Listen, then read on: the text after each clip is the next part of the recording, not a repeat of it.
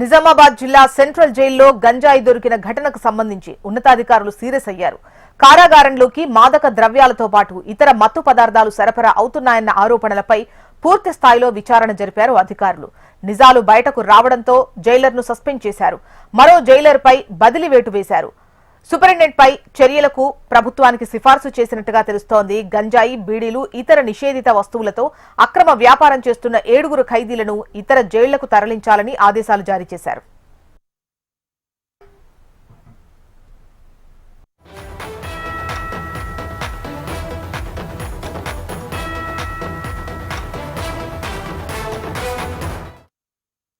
నిజామాబాద్ జిల్లా సెంట్రల్ జైల్లో గంజాయి దొరికిన ఘటనకు సంబంధించి ఉన్నతాధికారులు సీరియస్ అయినట్టుగా తెలుస్తోంది. కారాగారంలోకి మాదక ద్రవ్యాలతో పాటు ఇతర మత్తు పదార్థాలు సరఫరా అవుతున్నట్టు ఆరోపణలపై పూర్తి స్థాయిలో విచారణ జరిపారు అధికారులు. డీటెయిల్స్ మనకు భూపతి అందిస్తారు. భూపతి, అధికారులకు అదేవిధంగా ఖైదీలకు సంబంధించి పలు చర్యలు తీసుకున్నట్టుగా తెలుస్తోంది. దీనికి సంబంధించి డీటెయిల్స్ ఎలా ఉన్నాయి? నిజామాబాద్ జిల్లాలోని సారంగపూర్ సెంట్రల్ జైల్లో ఇటీవల జరిగిన ఘటనపై ఉన్నతాధికారులు, జైలు శాఖ అధికారులు విచారణ జరిపిన పరిస్థితి నెలకొంది. ఇటీవల జైలు ఆవరణలో ఖైదీల వద్ద గంజాయి, ఇతర మత్తు పదార్థాలు లభించడంపై జైళ్ల శాఖ అధికారులు సీరియస్ గా పరిగణించిన పరిస్థితి నెలకొంది. ఈ నేపథ్యంలో ఇటీవల జైల్లో భారీగా ఘర్షణ చోటు చేసుకుంది. ఈ ఘర్షణలో పలువురికి ఖైదీలకు కూడా గాయాలైన పరిస్థితి నెలకొంది. ఈ నేపథ్యంలో జైళ్ల శాఖ ఐజీ డీజీ సౌమ్య మిశ్రా ఆధ్వర్యంలో విచారణ చేపట్టిన పరిస్థితి నెలకొంది. ఈ ఘటనకు సంబంధించి ఈ నెల 3వ తేదీన ఐజీ మురళీబాబు, డిఐజీ సంపత్లు నిజామాబాద్ సెంట్రల్ జైలుకు చేరుని విచారణ చేపట్టిన పరిస్థితి నెలకొంది. అండర్ ట్రయల్ ఖైదీగా ఉన్న సాయిల్పై దాడి చేసిన వారిపై కూడా చర్యలు చేపట్టినారు.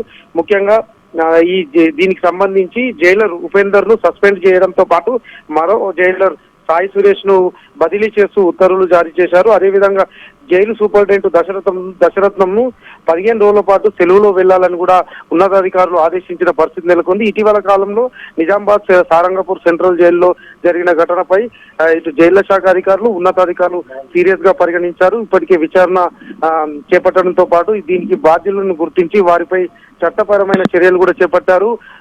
వీరిలో ఒకరిని బదిలీ చేశారు, మరొకరిని ఇతర ప్రాంతాలకు తరలించిన పరిస్థితి నెలకొంది. ఒక జైలర్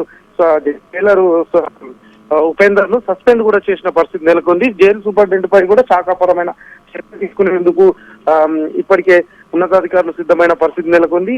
అసలు గంజాయితో పాటు ఇతర మత్తు పదార్థాలు జైల్లోకి ఎట్లా వస్తున్నాయనే కోణంలో కూడా విచారణ చేపట్టారు. ఇలాంటి ఘటనలు పునరావృతం కాకుండా చర్యలు తీసుకోవాలని కూడా స్థానిక జైలు అధికారులకు ఉత్తర్వులు జారీ చేసిన పరిస్థితి నెలకొంది. రైట్ భూపతి.